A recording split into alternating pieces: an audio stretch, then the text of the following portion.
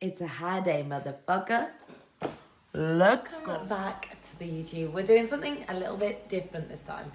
I feel that all the other vlogs, pretty much every single one, has been where we're doing something, we're taking you with us, and today is going to be a little bit more of a sit down talk through of all the questions, answering your questions that you sent over regarding my gut journey, digestion, and of course hormonal health, as well as the fact that I am 8 days out and I am running a high day today.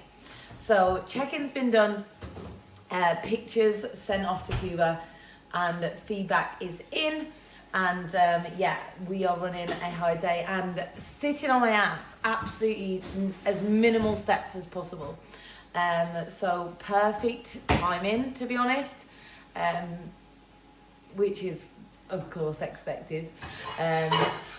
Taking us into peak week, nothing else really changes. So what is meal one? Meal one is 2 whole eggs, 100 ml of egg whites, 100 gram of green beans, 75 gram of buckwheat, and 100 gram of berries. Beautifully put together by Nat. And of course I'll be going into why buckwheat a little later, but for now I'm going to dive in, start client work before I have calls in half an hour. And if you're enjoying these videos so far, don't forget to like, comment, share, subscribe to let us know exactly what you want to see. But we hope that you are enjoying them so far. And let's get into it.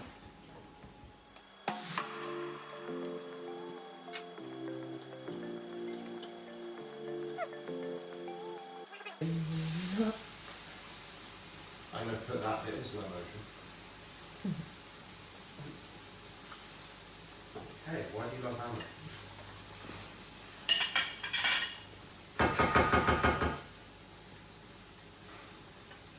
Where are we at 8 days out?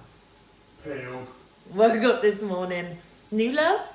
Yeah, 59.4. This is really cool for me. Maybe I'll do a different video on the whole journey so far, right? But last time I was on stage, I was 57 kilo and I was nowhere near this conditioning.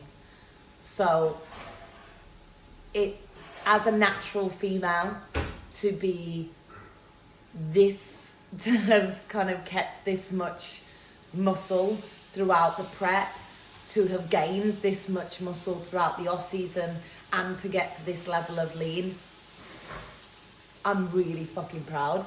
And I'm okay with saying that as well. I know that a lot of people don't like saying that they're proud because they think that comes across as quite like arrogant. I couldn't give a flying foof where I place this year, and I say that so wholeheartedly because this physique that I'm presenting, I have always dreamed of presenting this physique. Whether that means that this is the final presentation to end on a bang, who knows, right? But back to it. I'm gonna sit and enjoy this buckwheat, and then I have actually got this morning, I'm setting up, I had 5 consults this week, so I am setting up one of my lovely ladies as we are going to go into, well, prepping and timelining, ready for her to be stepping on stage in 2027, and she's going to be incredible. So I'm going to take a couple of hours to go through some of her notes, go through all her programming, and of course make sure that everything is perfectly designed just for her within this first assessment phase. So, and drop the chin. Yes, fantastic. Put the hands into position, turn that body slightly further away, that's it, to then flick, step, to then open back to the front. Yeah, so I don't, okay, so what we can see here ever so slightly, you have lost a little bit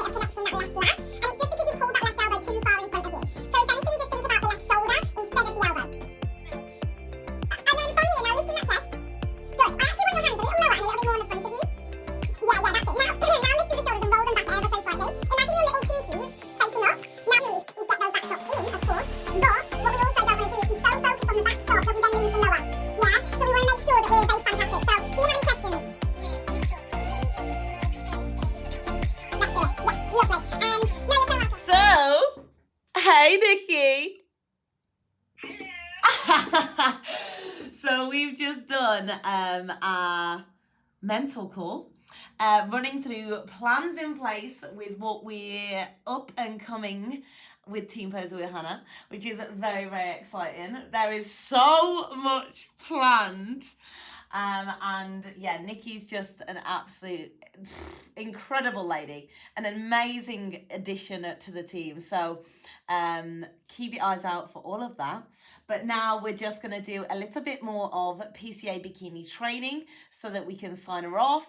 Assessments will be in place and she can start taking over Ireland with PCA bikini as well. So she's already passed all her assessments and training for NPC bikini. So if you haven't booked in yet, what are you playing at? Do you want to say anything to the tube? Oh, here's my nostrils. Let's get it, guys. Yeah. Super happy to be the part of the Hannah's team, and there is so much more to come. We had such a good call, and I'm super, super excited. Woo! We are back in the hot seat. Meal number 2. I forgot a spoon. We are... no, I'm not saying it again. Okay, so meal number 2 going down, which is a version of my pre-workout meal. But obviously I am not training today. And I know I'm going to get so much hate for this. Comment away. Hate away. This is chicken, dark chocolate, rice and berries. Oh, it's one of my favourite meals of all time. This is ridiculous. So this is 75 gram of raw weight chicken. So protein is slightly reduced today. 100 gram of berries, 20 gram of dark chocolate, and... Yeah, no, I didn't. 100 gram of raw weight rice. Fucking hell. So I've just finished morning calls. It is 10:30 right now.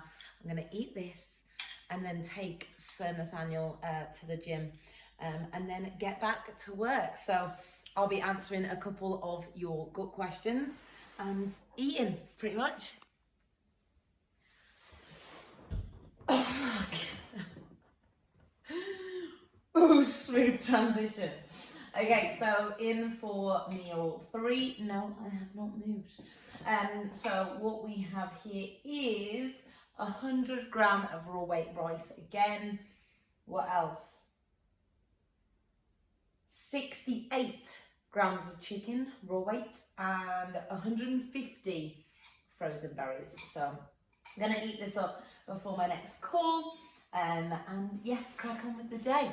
Question 1, while my Nespresso is pouring, what is the best thing that you did for your gut health and digestion? So I actually did a little bit of a reset at the beginning of all of this, but the best thing that you can do is fucking listen to it. And I know that sounds so basic, but the amount of conversations that I've had, not over the past couple of days since I've been speaking about this more, but weeks, where people are saying that they've had IBS or symptoms or issues with their gut and their digestion for years. I'm not speaking about 2 years either. I'm speaking about like 25 years with some cases. So if you are leaving, yourself in that position for that amount of time, there's this one saying that I absolutely love, and it's the longer that you stay on the wrong train, the longer it takes for you to get home, or the more expensive the journey is going to be. And if you imagine the longer that you kind of prolonged you making these changes or finding out the answers, the worse it's going to be, really, because you're just going to keep putting yourself in this hole of not only ruining your physical health in terms of the symptoms and having to deal with those symptoms on a day-to-day basis, but also your health that you can't necessarily see. So all your hormonal levels, your testosterone, thyroid, histamine, etc. But also just like the routine of life. So whenever you start a new habit, whether it be Lent, whether it be you start going to the gym, whether it be that you start removing certain foods out your diet, the first couple of days or even potentially weeks are going to be more challenging because it's just breaking a habit. So if you're prolonging even starting that, you know, you're going to make it more difficult for yourself to stick with that habit. But the best thing that I did to begin with, that kind of reset that I was talking about, there's quite a few products out there. Now, I'm not someone that, I'm not even sponsored or anything anymore because I decided that wasn't necessarily fair on the company. I couldn't use most of their products, right? And they could provide someone else with a lot more than me saying, hi, can I have my unflavored creatine, please? But there's quite a few products that you can utilize. I'm someone that will utilize when necessary, but again, remember the most important thing that you can do is actually make sure that you're eating the foods that you can digest. So I can provide all this information and it may not actually work for you specifically, and that's why it is important to work with someone more on a one-to-one basis so that you can sit there and work through all these different food groups, right? But the reset that I did, so you've got to think your gut takes around 5 days to reset. So say you make a change, don't expect the day after for you to be completely better. That being said, you probably will feel slightly better. But 5 days to reset also means that say you get in contact with something that is going to cause your gut any issues, you can't then test another product for at least, I would actually even say 5 to 7 days to give yourself that little bit of a break to allow the gut to reset before you then say, can I try this other food group too? But the reset that I did, like I just said, removed pretty much any additives. I'm talking seasonings, fizzy drinks, anything with any sweeteners in there. I removed gluten and dairy. And then I also started having like a morning drink, which was, aloe vera, glutamine, creatine's always been in there. And then, what was it? Apple cider vinegar. And that together, like, I'll be honest, because this is what we're talking about. God damn, the poos that I was doing, they were sensational. Pretty much just binding everything together and getting it the fuck out. So that I would say was the best thing that I ever did. But in reality, the best thing that I ever did was actually just start listening to my body. In a little bit of a different spot, I am just finishing off my coffee and enjoying the garden views, in complete honesty. The new kitchen setup, so there's like a skylight and bifold doors, so even on kind of cloudy days like today, it's just so nice to actually sit by the window. And yeah, I'm a bit of a nature girly. So let's dive into number 2. Well, actually, number 2 is how did you fix your digestion? I can obviously, this is such a broad question. At the end of the day, I looked at the certain foods that could cause issues. So the issues that, let's go there. In the OG, this was the first ever mug that we brought out. We've got much better ones now. Okay, so after your after your consult with Dr. Dean, have you implemented his peptide stack or any peptides to help with prep/mitochondria? As I heard Kuba mention using peptides if needed on your in-person check-in video. So I'll be honest, I actually had to ask Nat about this because I don't remember Kuba saying anything about peptides to me. But that's not me saying that isn't the case, because he may have. So I personally haven't implemented any peptide stack or peptides to help, and I haven't looked into anything to do with my mitochondria. I know that is something that a lot of people are doing at this moment in time. That's not something that I feel I need to look into. Kuba may have mentioned it I don't know. It was either maybe peptides to do with that, or it may have been methylene blue that we were discussing, but I haven't implemented that either. So, no, the answer to that is no, I have not implemented any of that. With peptides, being a natural bodybuilder, obviously in natural federations, I know that some things are allowed, but at this moment in time, I'm not ever going to say I would never touch them, because I think that's very naive for people to say, I would never do this, I would never do that. You don't know in a few years' time where you're going to be, right? That being said, I just feel like it's a little bit of a grey area. So I personally have not touched them, just because I don't need them. So on to the next one. Where did you go for your allergy testing? I've been pushing my GP for months, but they're not willing to do tests despite the symptoms, but I cannot afford to pay hundreds to go private. Thank you. This is a question that I know a lot of people, or sorry, this is an answer. A lot of people are going to hate, because I didn't get any tests. Now, the reason for that is, I have a degree in pharmacology. I have a master's in cancer pharmacology. I then spent 4 years working in research and development as a specialist for multiple myeloma.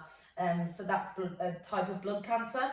And I spent my whole life doing tests, looking at the constants and variables, doing analysis, data, papers, basically doing the tests that you're talking about, if that makes sense.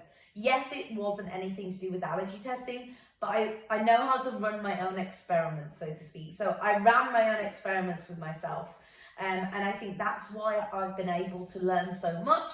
I have been utilising, educational sources, papers, publications, reviewed publications. That's really important, because so many people can publish bullshit. You can get published for a lot of things, okay? Make sure they are reliable sources with citations and the data to back it up. So with regards to this, unfortunately, you may not, I don't want to sound high up, or not in the slightest, but I have got the experience and the knowledge there to be able to do this with myself. Obviously, the GP is not budging there.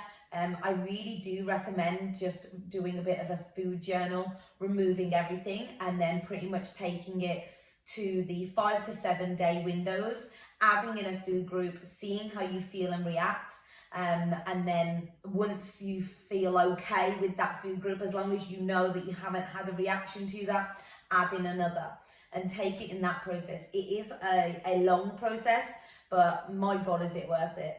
That being said, I do know that Hannah Wares and Hannah Thomas, God, the Hannahs, they did a gut map, but I do believe that was hundreds. But they've had some very good results off the back of it, and they've been able to make drastic changes to their life.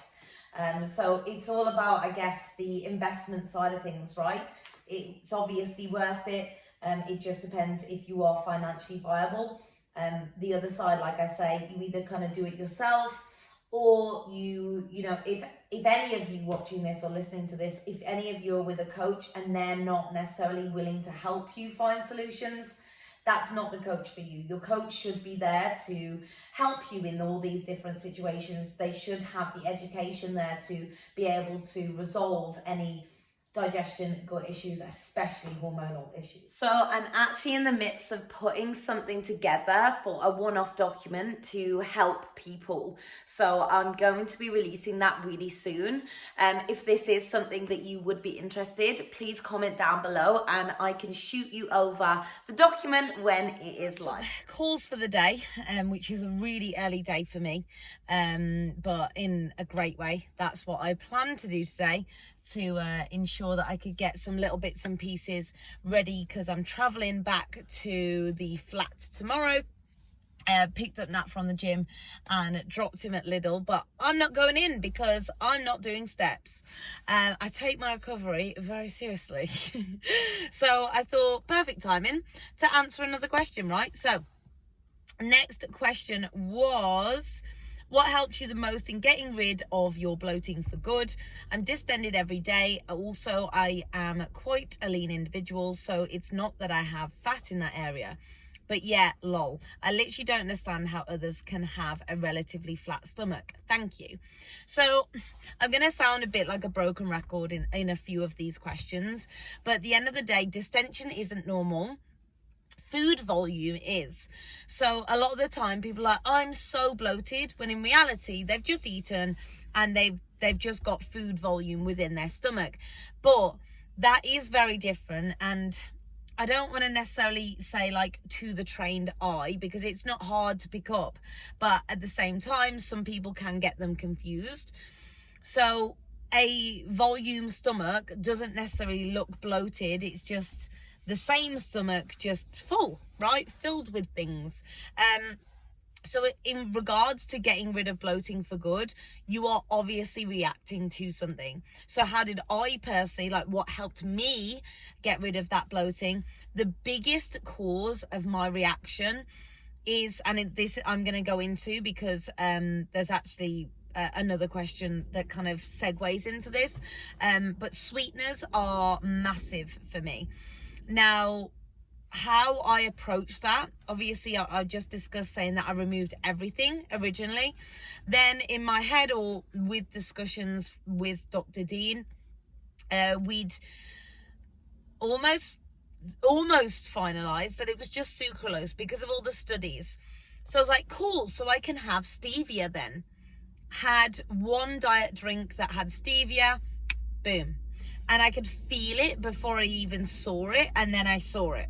So, you know, that's why I say, like, you are your biggest experiment, best experiment, because you can read all the papers and things, but without actually kind of using yourself and seeing what you do respond to or react to, you're not going to have those answers. So it is about removing anything that does cause that distension. And I've had quite a lot of questions of like, oh, how have you done it, as in mentally? When I say to you, it is so worth it, I can't explain how I feel right now. Like, I am 8 days out. I am lean. I have glute striations standing up, not even bending over, not tensing. They're there. My skin texture as well. I mean, you can't see here. I'll maybe put up some check-in photos, or maybe I already have. Yeah, my skin texture, even right now where I'm very depleted, flat, tired in my body because we were pushing for fat loss.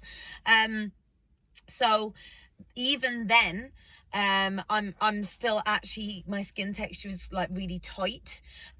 So in complete honesty, and it's not going to be the answer that you want to have, but to get rid of that bloating, you need to actually stick to removing them. Don't just remove them for a day. You know, this is where in off season I may struggle a little bit more, because in prep I'm like, yeah, no worries, I'm already quote unquote restricted. In off season, with the freedom, with wanting to go out for meals and things like that, then that's where I might come into a little bit more trouble, because of seasonings, for example. They may contain artificial like sweeteners, and I just won't know unless I do manage to get a more in-depth look at, you know, the nutritional guidelines or the menu. So yeah, it is as simple as that, but the process itself, it may not actually be simple. So that's that. So why I said that would segue into the next question. The next one was, am I planning to try or reintroduce whey, other products that have sweeteners in them, oats, etc., back in your diet, or are you permanently going to keep them out? Love this question because it's something that I have been discussing. And sweeteners, I'm not reintroducing. No way, Jose. Like I said, the instant reaction that I was getting to those was just, it's not worth it. And that is obviously something that my body does not work well with. That being said, oats or like gluten and dairy, I don't actually necessarily know that that is something I need to remove. With being at this point within my season, in my prep, there's no point in me even trialing this, because what if I do have a reaction? That could stall my fat loss, that could stall the look for a prolonged period of time. 5 days, that could be 5 days of fat loss, 5 days where my body isn't happy. So I'm not going to risk that.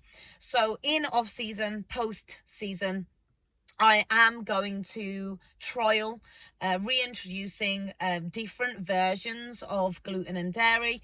The reason for different versions, you know, they're not all made equal. So for example, milk and yogurt, ice cream, like that, you can all react quite differently to different forms of lactose. So yes, in short, I am going to reintroduce some products, but not sweeteners. Way more than likely no, because there's no way that they're not going to have sweeteners in. One sweetener that I do feel that, I say sweetener, it's a very natural sweetener. So there's a product called Rice and Grinds, which Brett Wilkin uses, and it's from Pride in the UK. Like that's the only UK supplier, and they have, it's almost like a cream of rice, but it's very natural, and they use something called monk fruit in there. So I do actually know that I'm okay with that product. I'm not using it right now, simply down to the sugars that are in it. But in off season, for example, that is a product that I can use. So there are things out there. It just does take a lot of research and a lot of patience, and also a lot of understanding with what is going on. So final one for the car. Besides histamine issues, did you also deal with specific gut issues, SIBO, candida, or just in general some sort of gut dysbiosis? Really appreciate you putting this Q&A out. Thank you. So in essence, any kind of like reaction is going to put your gut in gut dysbiosis. And I hadn't been on any antibiotics. I've always had probiotics in my kind of supplement stack as well. So I hadn't had any kind of candida or any gut bacteria that I needed to necessarily like sort. I didn't have any kind of I know some people have found really strange things within their gut mapping and things.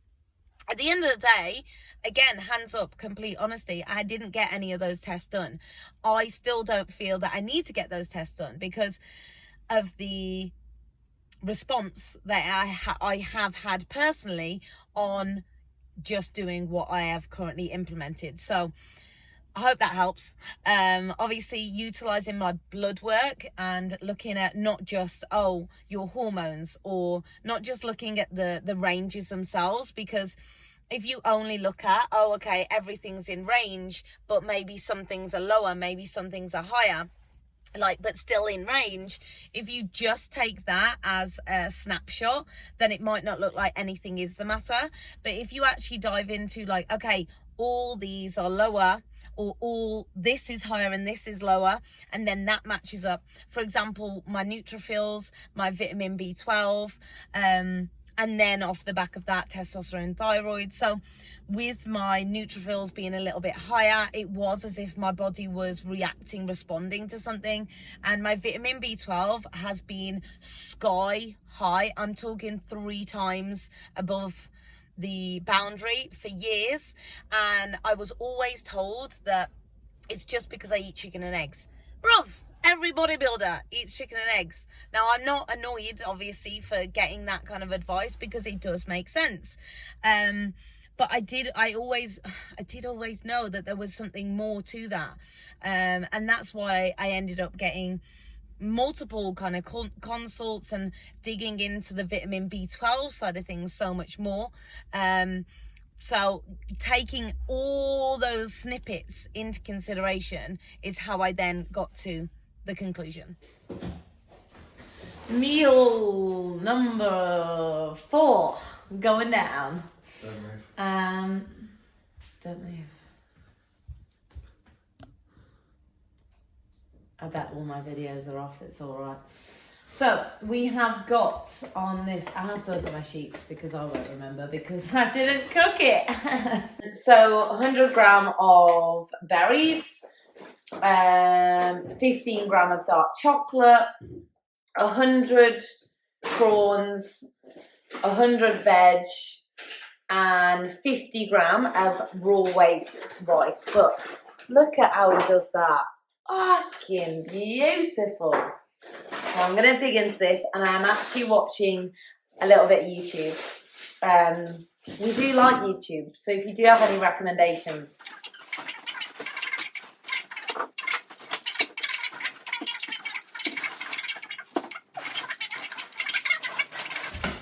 Just thought I could talk about my totals. So today's high day. I haven't actually said yet, but it is 2,815 calories, 183 protein, 388 carb, 59 fat. And it is a rest day today, so my normal rest day is 1,671 calories, so just shy of 1,200 extra there. It's usually 174 protein, 111 carb, and 59 fat. So fat hasn't changed there.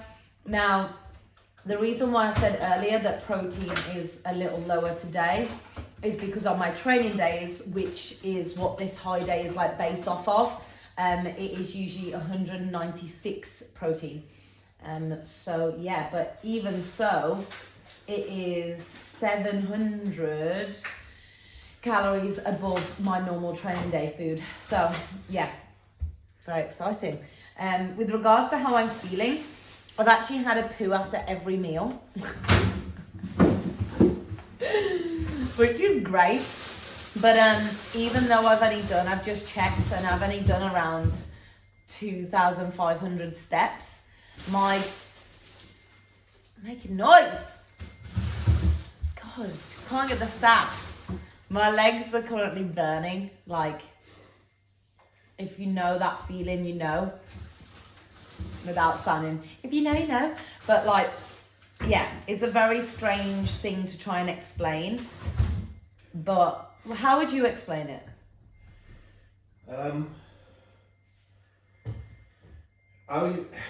me, it's not necessarily burning, it's like a vibration. Yeah. My body's vibrating. Yeah. It's whether it's just like, because you know, like you do a really long run and then you stop moving, you get blood pooling. Yeah. And your legs start throbbing. Yeah. Because you do 20,000 steps every single day, you finally stopped. So fatigue's now setting in and it's almost like the delayed after effect of it. Right. Makes sense. Final two questions of the day. We're a bit angular. I can't be asked to fix that. The first question being buckwheat recipe. So when I'm finished with this question, I'm gonna transition into a male, and Nat is gonna take you through how to make buckwheat. But the final question from the question box, two very deep in a sense of, I can probably speak about both of these questions in so much detail, almost too much detail, that I also don't know any context about the individual. So the question is, are there any specific things you would recommend implementing for someone that is trying to regain their menstrual cycle after years of not having it? So you have to take into consideration quite a few things. So have you been dieting for a period of time? Have you been in prep? Are you on contraception? Do you have enough dietary fats? Bodily stress. Are you, for example, doing too much exercise? A lot of the time, like, this is sometimes the case where we have to pull back. And then even composition on the other side of the spectrum, where you actually could be heavily overweight, and that is also affecting your menstrual cycle. So breaking those down into a little bit more detail, I guess. So if you've been dieting for a long time, your body needs to have a period of time within at least maintenance calories. You know, a surplus is going to be much more beneficial, but if you're really trying to regain your cycle and you have been in a prep and dieting, especially after years of not having it, this is something that you really do want to address now. I think a lot of women, we tend to think, oh, well, I'm not trying for a baby yet, so I don't need my cycle. But your cycle, your natural cycle, is so much deeper than that.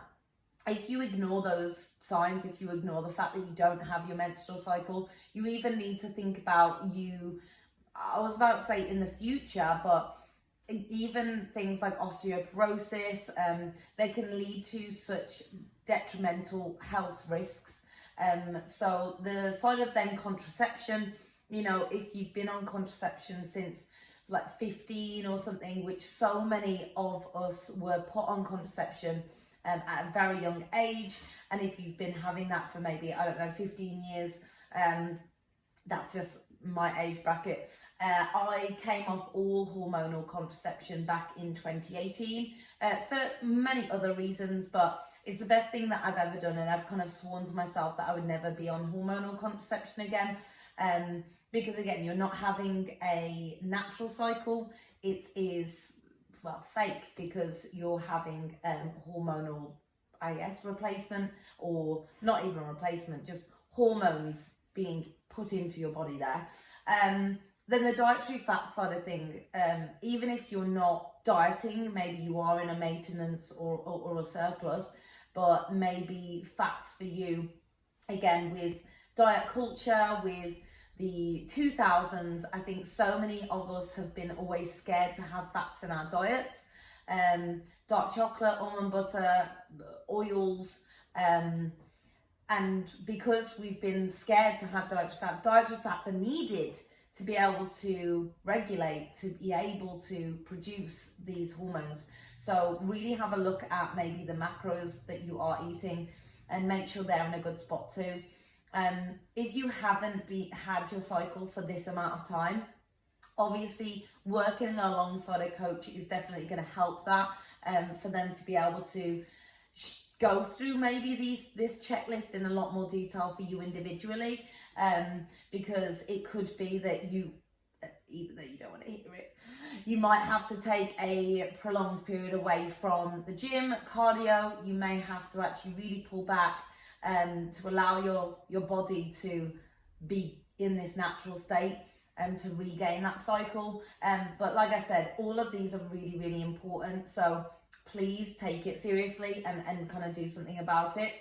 And then the second half of that question was also, do you think hormones being in the bin like that impacts someone's ability to build muscle? $1 billion percent. If you think your testosterone is androgenic, but again, without me going too much into this, yes, entirely.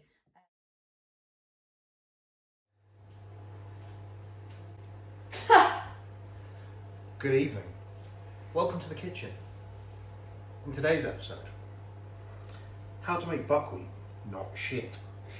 This is both a tutorial for the audience and also Hannah, because she's going to the flat and has no idea how to make this without being shit. So this is the long-awaited tutorial. For this recipe, you will need buckwheat, cacao, salt, berries of choice, fats of choice, should there be available in your diet, and egg white powder, and of course, agua. So, in this meal, Hannah gets 85 gram of buckwheat, because it's a high day. So, what you do, you take your scales and your bowl of choice, and you apply 85 of the finest Peruvian grams to the bowl.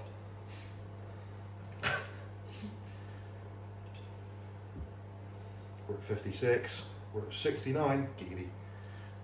We're at 78.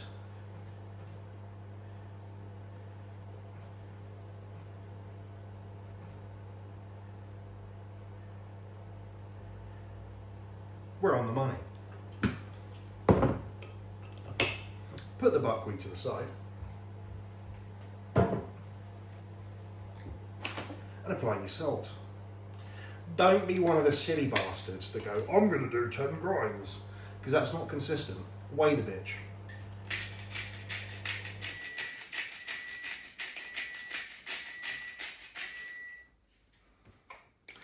Because this was 60 and earlier it was 19 to get 2 grams, so.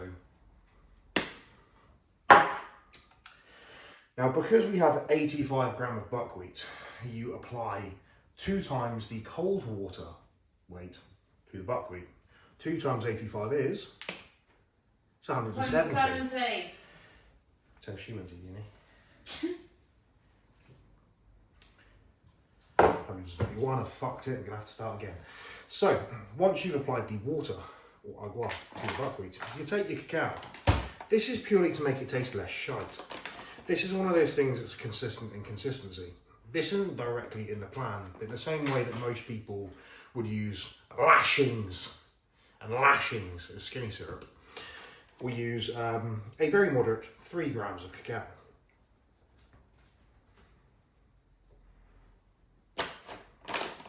What it does, it takes the earthy mud taste out of the buckwheat. Give the bitch a big mix.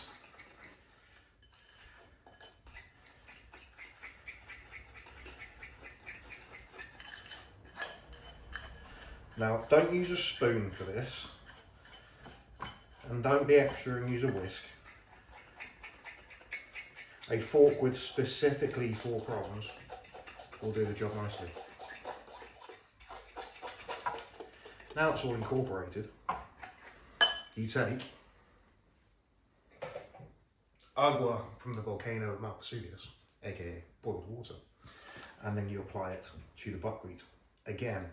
But this time, because we're putting egg white powder in afterwards, you can get away with about 2.5 times. So 2.5 times 85 is?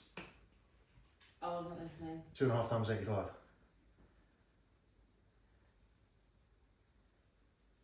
250? That's a real guess. Yeah. Wait, 2 times what? 2 times 85. Don't use your calculator, use your big Brian. 170. 2.5 times. Ah, you didn't say that. So You're what? right, it's just 250. Is it? So go in with the hot shit.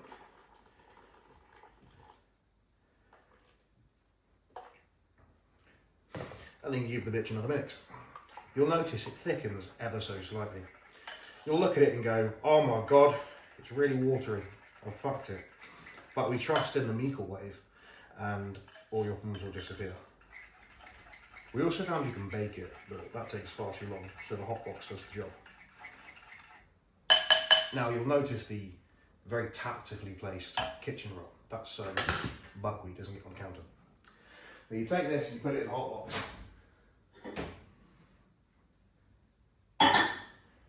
It goes in the hot box for approximately that long, about 4.5 minutes. This is my cream of rice, so ignore this. 3, 2, 1.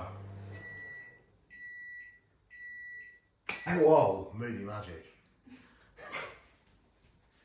It's been in the hot box for a bit. It looks thicker. Now what you do, if you put the egg white powder in straight away, the egg white powder kind of cooks and it looks like scrambled egg. So the reason we use the berries of the Sub-Zero variety is it cools the buckwheat a bit. So when you put that in, it doesn't cook because physics. So you take your berries, you pour those bitches in. Oh, that's lots. That is a fucking mutant strawberry. Do you want that one? Yeah. No, give it to Ron. Ron, come here. There you go.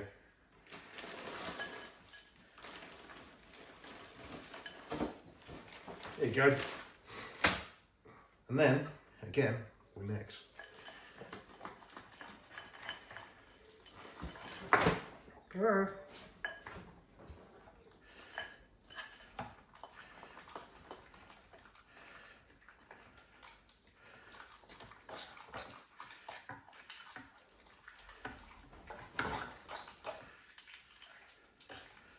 should make a highly recognisable sound.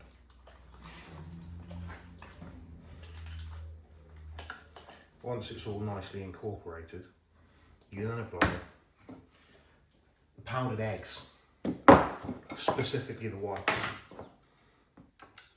Hannah gets 32 grams in this meal, which is the equivalent of like 30 grams of whey, because she used to have whey, but then as per the rest of the video, she can't have whey anymore.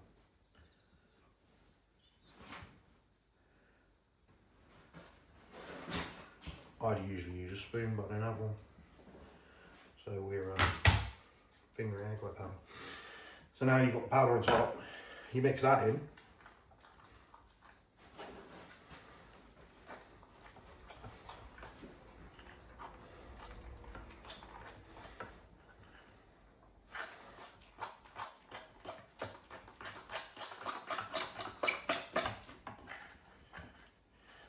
Scrape it off the edges.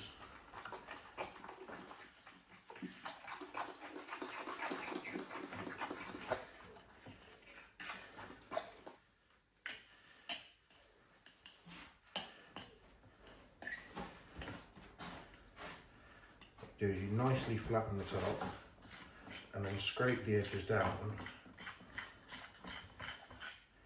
and then you give what you scraped off the bottom to the woman you love.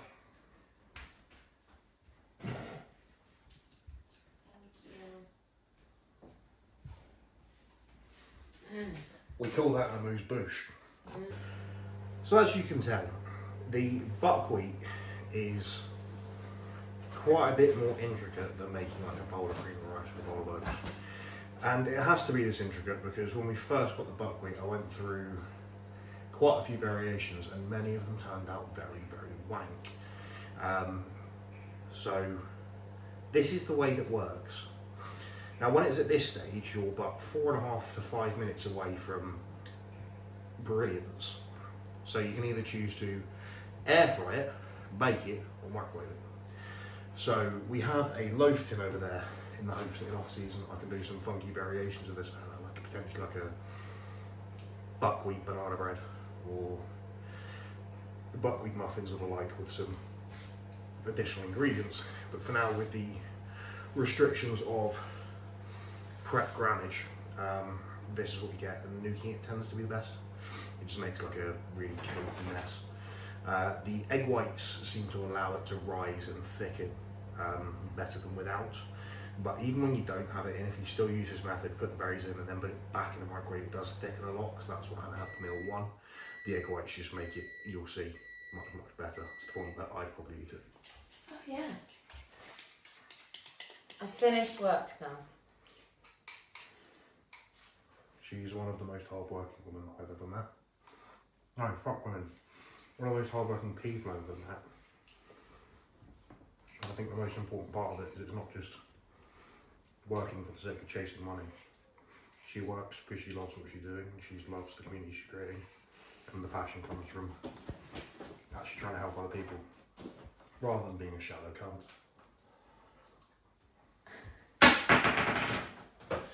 Wrong says on, man.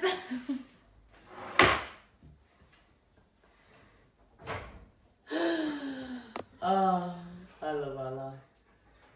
You look great. That looks better.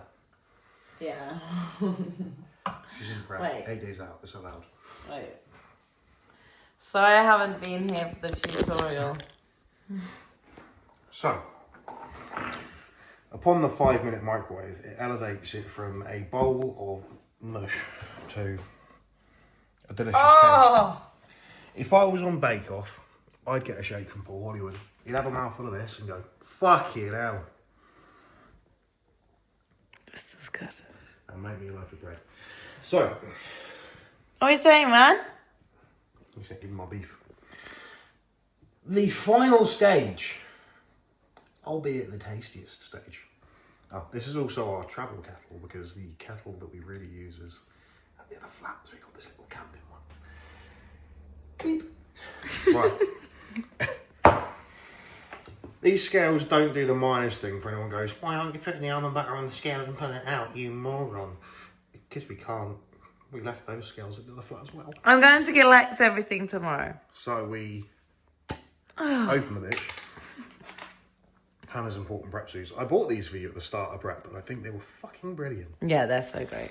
So we zero it, and we go a little bit of stir. And we apply 20 English grams this time. So that's 16. God, you're risky. It's 22. That's 16 again.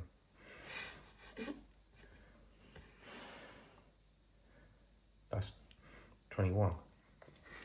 Off-season tax. That's 20. Off-season tax. Pop the bitch now. Hannah also receives. She receives 10 grams of dark chocolate.